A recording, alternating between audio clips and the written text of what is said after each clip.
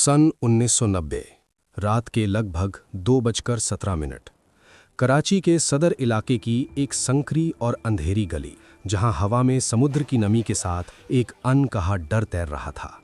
शहर सोया हुआ था, लेकिन कुछ आंखें जाग रही थीं जो हर हलचल को दर्ज कर रही थीं। इन्हीं परछाइयों के बीच एक चेहरा भी था जो पिछले कई महीनों से इस शहर का हिस्सा बन चुका था, लेकिन उसकी असली पहचान इस जमीन के लिए एक खामोश खतरा थी। वो चेहरा था अजीब डोवाल का, जो एक आम आदमी की तरह भीड़ में घुलकर पाकिस्तान के भीतर उन राजों को इकट्ठा कर रहा था जिनसे पूरे क्षेत्र की दिशा बदल सकती थी। कराची की गलियों में रहते हुए उसने अपनी पहचान को इतनी गहराई से छुपा लिया था कि स्थानीय लोग भी उसे अपना ही समझने लगे थे। लेकिन खुफिया दुनिया में एक छोटी सी चूक भी मौत का कारण बन सकती है।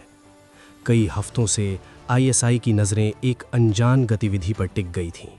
कुछ संदेश, कुछ संदिग्ध मुलाकातें और कुछ ऐसे पैटर्न जो सामान्य नहीं थे।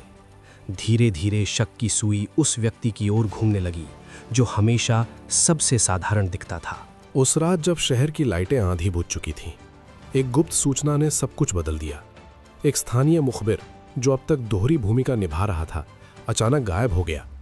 उसके गायब होते ही आईएसआई के भीतर हलचल मच गई, क्योंकि उसके पास उन संपर्कों की जानकारी थी जो सीधे उस अजनबी तक पहुंच सकती थी। और यही वो पल था जब शिकंजा कसना शुरू हुआ। करीब 3:05 पर कराची पुलिस की कुछ गाड़ियां बिना सायरन के उस इलाके में दाखिल हुईं। गलियों को धीरे धीरे घेर लिया गया, हर निकास पर नजरें तैनात हो गईं। अंधेरे में चल रही इस घेराबंदी का मकसद साफ था, उस साये को पकड़ना जो अब तक उनकी पकड़ से बाहर था।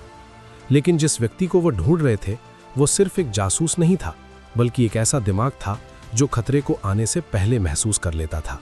उसी समय एक छोटे से कमरे में बैठा अजीत डोभाल अचानक बेचैन हो उठा। बाहर सब कुछ सामान्य था, लेकिन अंदर कहीं एक अलार्म बज चुका था। खामोशी में भी खतरे की आवाज़ सुनाई देने लगी थी। उसने बिना किसी हड़बड़ी के अपनी कुछ ज़रूरी चीज़ें समेटीं और एक आखिरी बार कमरे को देखा, जैसे वो जानता हो कि अब यहाँ लौटना संभव नहीं होगा। गली में कदम रखते ही उसे एहसास हो गया कि हवा बदल चुकी है। दूर खड़ी एक गाड़ी जो पिछले कई दिनों से कभी दिखाई नहीं दी थी, आज वहीं थी। एक खिड़की के पीछे से झांकती परछाई जो ज़रूरत से ज़्यादा स्थिर थी। ये सब संकेत थे कि अब खेल अपने आखिरी मोड़ पर है। हर कदम अब जीवन और मृत्यु के बीच का फासला तय कर सकता था। करीब 3:19 पर घेराबंदी पूरी हो चुकी थी, लेकिन जिस शिकार को वे पकड़ना चाहते थे वो पहले ही अपनी चाल चल चुका था। गलियों के जाल में उसने ऐसा रास्ता चुना जो आम नजरों से परे था। वो भीड़ का हिस्सा बन गया, एक आम राहगीर की तरह जो किसी को भी संदिग्ध नहीं लग सकता था।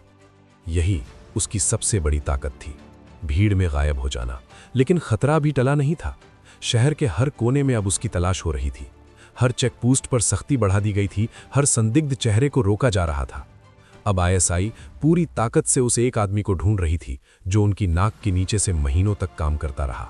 सुबह के करीब 5:42 पर जब पहली अजान की आवाज़ कराची में गूंजने लगी, उसी वक्त एक पुरानी बस शहर से बाहर की ओर बढ़ रही थी। उसमें बैठे यात्रियों में एक चेहरा ऐसा भी था जो पूरी तरह शांत दिख रहा था, लेकिन उसकी आंखों में रात भर का तनाव अब भी जिंदा था। वो जानता था कि ये सिर्फ एक बच निकलने की कोशिश नहीं थी, बल्कि एक मिशन का अंत और दूसरे और भी खतरनाक मिशन की शुरुआत थी। करीब 6:37 पर बस को अचानक रोका गया। सामने खड़े थे कुछ हथियारबंद जवान और उनके पीछे एक सादा कपड़ों में खड़ा अधिकारी, जिसकी नजरें हर चेहरे को ऐसे परख रही थीं जैसे वो किसी खास शिकार की तलाश में हो। हवा में एक अजीब सा सन्नाटा छा गया। एक एक कर यात्रियों को नीचे उतारा जाने लगा। पहचान पत्र, सामान, हर चीज की जांच हो रही थी। ये एक सामान्य जांच नहीं थी, बल्कि एक जाल था जिसे बहुत सोच समझकर बिछाया गया था।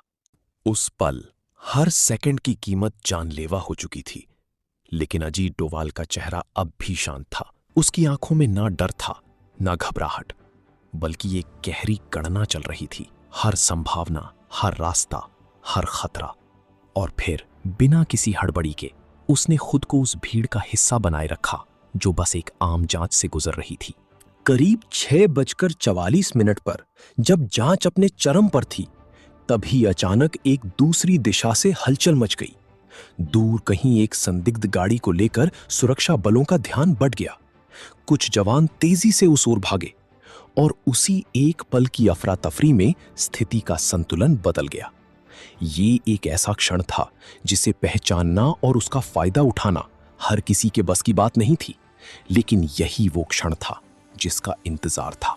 भीड़ में खड़े उस साधारण से आदमी ने धीरे धीरे अपने कदम पीछे खींचे और फिर बिना किसी को शक हुए वो उस घेरे से बाहर निकल गया। कोई तेज दौड़ नहीं, कोई घबराहट नहीं, बस एक सामान्य चाल, जैसे वो हमेशा से वहीं का रहने वाला हो। यही उसकी सबसे बड़ी ताकत थी, खतरे के बीच भी सामान्य दिखना। करीब 7:05 पर वो सड़क के किनारे खड़ा था, जहां से एक और रास्ता उसे सीमा के करीब ले जा सकता था। अब उसके पास समय बहुत कम था, लेकिन रास्ता साफ होने लगा था।